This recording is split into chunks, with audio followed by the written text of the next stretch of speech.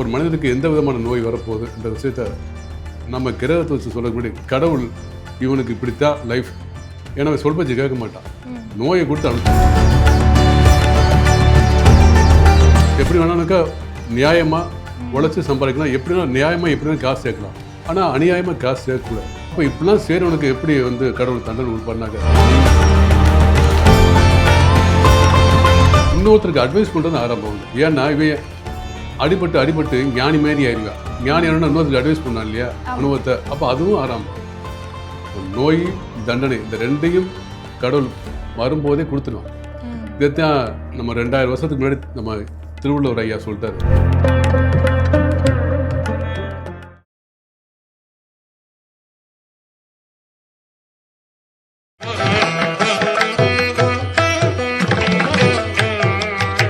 மஞ்சுளா ரமேஷ் அவர்களுடன் நவம்பர் 6 முதல் 9 வரை 4 நாட்கள் பக்தி யாத்திரை.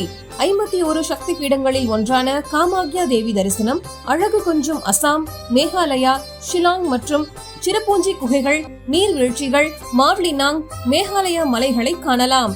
தொடர்புக்கு 9444376136. திருவருள் டிவி நேயர்களுக்கு வணக்கம். நம்மளுடைய சேனல்ல தொடர்ந்து ஆன்மீக தகவல்களை பார்த்துட்டு இருக்கோம். அந்த வகையில இன்னைக்கு நம்ம கூட யார் இணைஞ்சிருக்காங்க அப்படின்னா ஜோதிடர் குமரன் அவர்கள் இணைஞ்சிருக்காங்க. வாங்க அவங்க கிட்ட பேசிடலாம். வணக்கம் சார். வணக்கம். எப்படி இருக்கீங்க? நல்லா இருக்கேன் மேடம். சூப்பர். திருவள்ளுவர் டிவி நேயர்களுக்கும் மனமார்ந்த வணக்கம். நிச்சயமா சார். நேயர்களுக்காக ஒரு விஷயத்தையுமே தெளிவான விளக்கம் கொடுத்துட்டு இருக்கீங்க. உங்களுடைய வீடியோஸ் நாங்கள் வந்து நிறைய பார்த்துருக்கோம். நம்மளுடைய ஜாதகத்தில் 12 பாவங்களில் ஏதாவது ஒரு பிரச்சனை இருக்குது, ஏதாவது ஒரு பாவம் வந்து சரியில்லை அப்படின்னாலே என்ன பிரச்சனை வரும் நம்மளால சொல்ல முடியாது. இப்போ அந்த பாவங்களை பற்றி நீங்கள் ஒன்று விளக்கம் கொடுத்துட்ருக்கீங்க. அதாவது ஜாதக கட்டம்னாக்கா 12 கட்டத்தில் 12 கட்டமும் 12 பாவமும் முக்கியமான விஷயம்தான். இது யாரும் தவிர்க்க முடியாது. இந்த ஒரு பாவத்தை விட்டு ஒரு பாவத்தை நல்லது கெட்டது இது இதை விட பெரிய விஷயம் சொல்ல முடியாது. ஒவ்வொரு கட்டமும் ஒவ்வொரு பாவம், கட்டம் பாவம் 2, ஒவ்வொரு பாவமும் சிறப்பு வாய்ந்தது. ஒரு பாவத்தை 12 பாவத்தில் ஒரு பாவத்தை வச்சு இன்றைக்கி ஒரு 1 ஹவர் பேசலாம், ஒரு நாள் முழுவதும் பேசலாம். அவ்வளவு விஷயங்கள் அதில் எடுக்க முடியும். அப்படி பார்க்கும்போது பார்த்திங்கனாக்கா இன்றைக்கி நான் பேசணும் வந்த பாவம் வந்து பார்த்தினாக்கா 6ஆம் பாவம். 6ஆம் பாவம் வந்து சிறப்பு வாய்ந்ததுனாக்கா எல்லா பாவமும் சிறப்பாக வாய்ந்தது. இன்றைக்கி அதை பேச விரும்புகிறேன். என்ன அப்படின்னாக்கா ஒரு மனுஷனை வந்து ஒரு அன்பால் திருத்தலாம் அல்லது அன்பால் திருத்தவும் முடியாது. கோவப்பட்டு திருத்தலாம், திருத்த முடியாமல் போகலாம். பயமுறுத்தி திருத்த முடியாமல் போகலாம். ஆனால் ஒரு மனுஷனை வந்து நிச்சயமாக வந்து நோய் வந்தால் திருந்திடுவான். நோய்க்கான பாவம் தான் 6ஆம் பாவம். நோய்க்கான பாவம் வந்து 6ஆம் பாவம். அப்போ 6ஆம் பாவத்தில் வந்து நோய் மட்டும் இல்லை, நம்ம பண்ணக்கூடிய உத்தியோகம் அதை வச்சு சொல்லலாம்.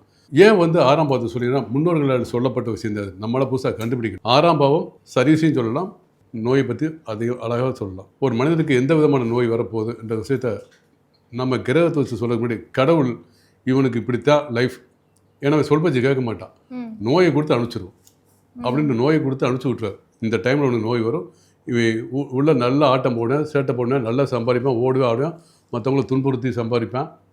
ஆனால் நோய் வந்தால் தான் இவன் வந்து கட்டுப்படுத்தாரு, நோயும் கொடுத்துருவார். அதுக்கு தான் மனுஷன் வந்தவொடனே நம்ம எப்படி வேணாலும் சம்பாதிக்கலாம். ஒரு மனுஷன் எப்படி வேணாலுக்கா நியாயமாக உழைச்சி சம்பாதிக்கலாம், எப்படின்னா நியாயமாக எப்படின்னா காசு சேர்க்கலாம், ஆனால் அநியாயமாக காசு சேர்க்கக்கூடாது. அப்படியே சேர்த்தாலும் ஒரு பிற மனிதர்களை துன்புறுத்தி சேர்க்கக்கூடாது, சக நண்பர்களை துன்புறுத்தி சேர்க்கக்கூடாது. அப்போ இப்படிலாம் செய்கிறவனுக்கு எப்படி வந்து கடவுள் தண்டனை கொடுப்பாருனாக்க, நீங்கள் அவனை அடித்து திருத்தினாலும் திருந்த மாட்டான், அன்பா சொன்னாலும் திருந்த மாட்டான். அப்போ நோயை கொடுத்து தான் திருந்த வைக்கணும்.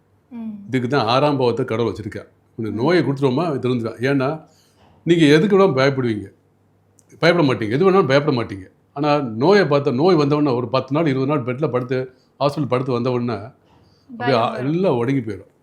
பட்டது போகும்டா சாமி, சம்பாதிச்சது போதும், பேசாமல் அமைதியாக இருப்போம். அப்படி பக்குவம் எப்போ தான் வரும். நீங்கள் இன்றைக்கி உள்ள நபர்கள் பார்த்தீங்கன்னாக்க, மிகப்பெரிய நபர்கள் பார்த்தீங்கன்னாக்க எவ்வளவு சம்பாதிச்சாலும் மனசு அடங்காது, எவ்வளவு வந்து தவறாக சம்பாதிச்சாலும் மனசு அடங்காது. நோய் வந்த உடனே இவ்வளோ சம்பாதிச்சு கடைசி எங்கே கொண்டு போக போகிறோம், என்ன செய்ய போகிறோம்? 6ஆம் பாவம் தான் தண்டனை பாவம். 6ஆம் பாவத்தில் தண்டனை இருக்குது. அப்போ தண்டனை வரும்போது நீங்கள் நியூஸில் படிச்சிருப்பீங்க, மிகப்பெரிய ஒரு சாஃப்ட்வேர் கம்பெனி ஓனர் அவர் ஒரு பிரச்சனை மாட்டிக்கிட்டு கோர்ட்டில் நிற்கிறார். நீதியரசர் கேட்குறாரு, காலையில் சாப்பிட்டீங்களான்னு. சாப்பிட்டேன் சார். என்ன 3 இட்லி தான் சாப்பிட முடிஞ்சிச்சு, அதுக்கு மேலே சாப்பிட முடியல. என்ன சார் நீங்கள் ஒரு நாளைக்கு 3 இட்லி தான் காலை சாப்பாடு சாப்பிட முடியல, அப்புறம் ஏன் சார் 3000 கோடி அடிச்சிங்க?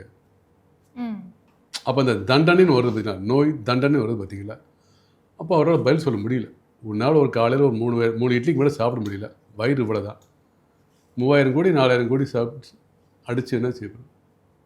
அப்போ தண்டனைன்னு வரும்போது பயப்படுவான், நோய் வந்தால் பயப்படுவான். அவனை அதை திருத்த முடியும். அதுக்கு தான் கடவுள் வரும்போதே நீ நல்லா ஆட்டம் போடும் அவனே, நல்ல ஆட்டம் போடு, சேட்டை பண்ணு, மற்றவனை துன்புறுத்து, சம்பாரி, ஆனால் 6ஆம் பாவத்தை பார்த்துக்க அப்படின்னு கொடுத்துருவார். அப்போ 6ஆம் பாவம் எல்லாருக்குமே இந்த 6ஆம் பாவம் வலுவிழக்கிறதுக்கான வாய்ப்பு இல்லை சார். வலுவிழக்கிறதுக்கான வாய்ப்பு இப்போ சாமானிய மனிதர்கள் இருக்காங்க, அவங்க வந்து நீங்க சொன்ன மாதிரி அவங்க ஒரு ஒழுக்கமான வாழ்க்கையில நடைமுறைப்படுத்திட்டு போயிட்டு இருக்காங்க அப்படின்னா அவங்களுடைய ஜாதகத்துல 6ஆம் பாவம் வந்து பலவீனமா இருக்கிறதுக்கான வாய்ப்பு இருக்குமா? எப்படி பலவீனம் இருக்கும்னாக்க, நோய் நொடி இல்லாமல் யாரோ வாழ்ந்து பார்த்துருக்கீங்களா? ஏதாவது ஒரு நோய், சின்ன நோய் வந்துட்டு போகும். அப்போ தம்பி பார்த்துக்க, சின்ன நோய் வந்திருக்கு, ரொம்ப சேட்டை பண்ணி பெரிய நோய் வந்துடும் அப்படின்னு உணர வைக்கிறதுக்கு தான் இந்த 6ஆம் பாவம். வலு இல்லாமல் போகன்னு எடுத்துக்க முடியாது. 6ஆம் பாவம் வலுவாக இருந்தால் சர்வீஸில் கெட்டிக்காரன் இருப்பான். ஏன்னா 6ஆம் பாவம் சர்வீஸையும் குறிக்கும். சர்வீஸில் கெட்டிக்காரனும் அவனோட சர்வீஸில் நல்லபடியாக அந்த 60 வயசு வரைக்கும் இருந்து நல்லபடியாக முடித்து வெளியே வருவார். அதுக்கும் 6ஆம் பாவம் வேணும். இன்னொருத்தருக்கு அட்வைஸ் பண்ணுறது 6ஆம் பாவம் தான். ஏன்னா இவன் அடிபட்டு ஞானி மாரி ஆயிடுவான். ஞானி ஆனால் இன்னொருத்தருக்கு அட்வைஸ் பண்ணான் இல்லையா அனுபவத்தை, அப்போ அதுவும் 6ஆம் பாவம். அப்போ நோய் தண்டனை இந்த ரெண்டையும் கடவுள் வரும்போதே கொடுத்துருவான். இதைத்தான் நம்ம 2000 வருஷத்துக்கு முன்னாடி நம்ம திருவள்ளுவர் ஐயா சொல்லிட்டாரு, நோய் நாடி நோய் முதல் நாடி அது தணிக்கும் வாய் நாடி வாய்ப்பை செயல் அப்படி சொல்லிட்டு போயிட்டார். நோய் நாடினா நோய் வந்துருச்சு உடம்புல, நாடியில் உடம்பு நோய் வந்துருச்சு. முதல் நாடினா மருத்துவர் வந்து முதல் நாடினாக்க இதுக்கு என்ன காரணம், முதல் நாடினா இதுக்கு என்ன காரணம் பாருங்கள், அது தணிக்கும் வாய்ப்பை செயல்னாக்க அது என்ன காரணம் தெரிஞ்சு உடம்புல அதுக்கு தணிக்கிறதுக்கு வாய்ப்பை கொடுங்க அப்படின்னு பாருங்கள் டாக்டர் சொல்கிறார். வாய்ப்பை செயல்னாக்க உடல் மொழி அறிந்து இந்த உடல், இப்போ சின்ன குழந்தைனாக்கா பெரிய குழந்தைக்கு தரக்கூடிய ட்ரீட்மெண்ட் தர முடியாது. அப்போ அந்த உடம்பு என்ன மாதிரி உடம்பு பார்த்துக்கு. அப்போ அன்றைக்கே சொல்லிட்டு போயிட்டார், தணிக்கதான் முடியும். யாருக்கு? உனக்கு நோய் தீர்த்துட்டா நீ ஆட்டம் போட்டுருவ. இப்போ சுகர் பேஷண்ட்டு, இப்போ கேன்சர் பேஷண்ட்டில் பார்த்தீங்கன்னாக்கா ரொம்ப ரேராக குணப்படுத்துகிறாங்க. சுகர் போனோம்னாக்கா கட்டுப்பாடு தான் வைக்க முடியும், ஃபுல்லாக குணப்படுத்த முடியாது. ரொம்ப ரேராக தான் வந்து என்னால் குணப்படுத்த முடியும் டாக்டர் இருக்குது. உனக்கு விதி இருந்தால் தான் இங்கே போக முடியும். இப்போ 6ஆம் பாவம் எவ்வளோ தெளிவாக இருந்தால் நீ அடங்கியிருப்ப. உன்னை அடக்குவது யாருன்னா 6ஆம் பாவம் தான். உனக்கு நோயை கொடுத்தா தான் அடக்குவேன்.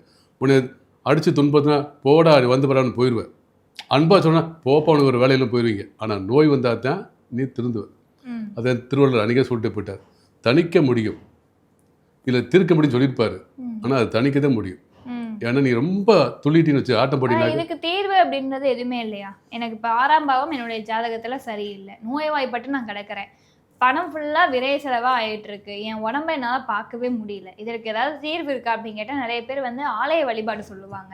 அப்படி இல்லைன்னா ஏதாவது ஆலய வழிபாடு போயிட்டு இந்த பரிகாரம் பண்ணுங்க இல்லை அன்னதானம் பண்ணுங்க அப்படின்ற மாதிரியான ஏதாவது ஒரு தீர்வு கொடுப்பாங்க. அந்த தீர்வு முழுமையானதாக இருக்குமா? அவங்க சொல்றது உண்மைதான். தீர்வு வந்து 2 விஷயம்.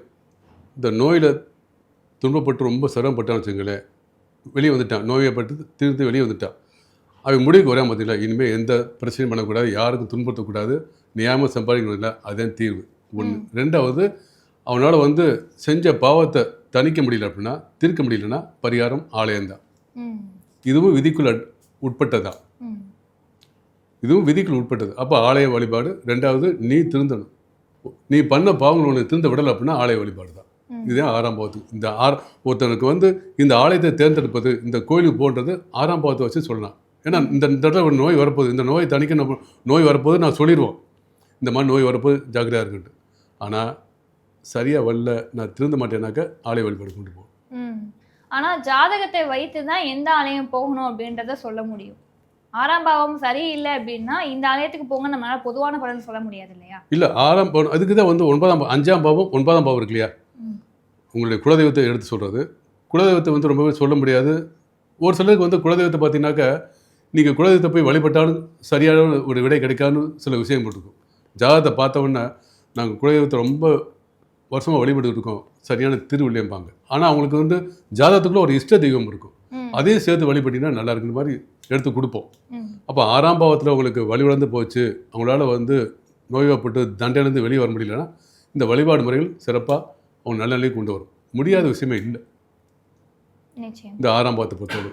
6ஆம் பாவத்தில் எவ்வளோ விஷயங்கள் இருக்குது, அதை பற்றி பேசணும்னாக்கா. அப்போ 6ஆம் பாவம் எப்படி இருந்தால் நல்லதுன்னு பார்த்தீங்கன்னா, 6ஆம் பாவத்து அதிபதி வந்து 8, 12 மறைஞ்சிடணும். 8ஆம் இடத்துலையும் 12ஆம் இடத்துலையும் மறைஞ்சிடும். 6ஆம் இடத்துல வலுவாகக்கூடாது. 8, 12 மறைஞ்சிடும். இன்னொன்று 10ஆம் இடத்துல இருக்கணும். இருந்தால் தான் 6, 8, 10, 12 இருந்தால் தான் 6ஆம் பாவம் வந்து அருமையாக வேலை செய்யும். ஏன்னா 12ஆம் இடத்துக்கு போயிட்டாருன்னா தன் வீட்டு 6ஆம் பாவத்தை பார்ப்பார். நோயை வந்து சிறு வயதிலே கொடுத்துருவார், 20 வயசுக்குள்ளே கொடுத்துருவார். அதுக்கு மேலே அவருக்கு நோயே பெரிய நோயே வராது. 6ஆம் பாவத்தை வந்து 6ஆம் பாவ அதிபதி 12 பார்த்தாருன்னா சிறப்பான வாழ்க்கை வாழ்வான். சேட்டை செய்ய மாட்டேன், எந்த பிரச்சனையும் பண்ணுவாங்க, மற்றவங்கள துன்புறுத்தி சம்பாதிக்கணும் எண்ணம் வராது, நியாயமாக சம்பாதிக்கணும் வருவான். மற்றவங்க தவறு செஞ்சால் அதை எடுத்து காட்டி நல்லபடியாக போங்கன்னு சொல்லக்கூடிய அளவுக்கு பக்குவம் வாய்ந்தவனாக தான் இருப்பான். இன்னும் 6ஆம் பாவத்தை பற்றி பேசிட்டே போகலாம். 6ஆம் பாவம் என்னையை பொறுத்த அளவு 8ஆம் இடம், 10ஆம் இடம், 12ஆம் இடம். ஏன் 10ஆம் இடம் சொல்கிறோம்னாக்கா 6ஆம் பாவமே சர்வீஸை தரக்கூடிய ஒரு உத்தியோகத்தை தரக்கூடிய பாவமாக தானே. இந்த அதிபதி 10ல் உட்காந்து வச்சுங்க, டெஃபினட்டாக வந்து அவன் ஒரு உத்தியோகத்தில் கவர்மெண்ட் சம்மந்தப்பட்ட உத்தியோகமோ ப்ரைவேட்டில் இருக்கக்கூடிய உத்தியோகம் அவரோட அந்த பதவிக்கான வரைக்கும் எந்த விதமான பிரச்சனையும் இல்லாமல் அந்த டிபார்ட்மெண்ட்டில் எது உச்சக்கட்ட பதவியோ அது வரைக்கும் வந்துட்டு நீட்டாக விலை வருவார். வரும்போது எல்லா விதமான பெனிஃபிட்டையும் வாங்கிட்டு வந்துடுவார். அந்த மாதிரி 6ஆம் பாவத்துக்கு விஷயம் இருக்குது. இப்போ 6ஆம் பாவம்னாக்கா கடவுள் ஸ்கெட்ச் போட்டார், நீ போப்பு அப்படி அனுப்பிச்சி விட்டுறார், இந்த மாதிரி பிரச்சனைட்டு தப்பிக்கவே முடியாது. வாய்ப்பில்லை, எதுவுமே தீர்வும் முழுமையாக சொல்ல முடியாது. அன்பாக சொல்லி திருத்த முடியாட்டினாலும் அடித்து திருத்த முடியாட்டினாலும் நோய் வந்து தான் ஒருத்தர் திருந்துவான்னாக்கா அந்த நோய் பாவம் 6ஆம் பாவம் கரெக்டாக இருக்கணும். ரொம்ப பேர் பாருங்களேன், இப்போ 6ஆம் பாவத்தை பற்றி பேசுகிறோம், எல்லாரும் தெய்வத்தை கும்பிடுவோம். நீங்கள் குலதெய்வம்னு கேட்டீங்க இல்லையா, எல்லாரும் தெய்வத்தை கும்பிடுவோம். நம்ம கும்பிடும்போது என்ன கும்பிடுவோம், இந்த உலகம் நம்ம குடும்பம் நல்லா இருக்கணும், இந்த உலகம் நல்லா இருக்கணும், மக்கள் நல்லா இருக்குன்னு சொல்லுவோம்.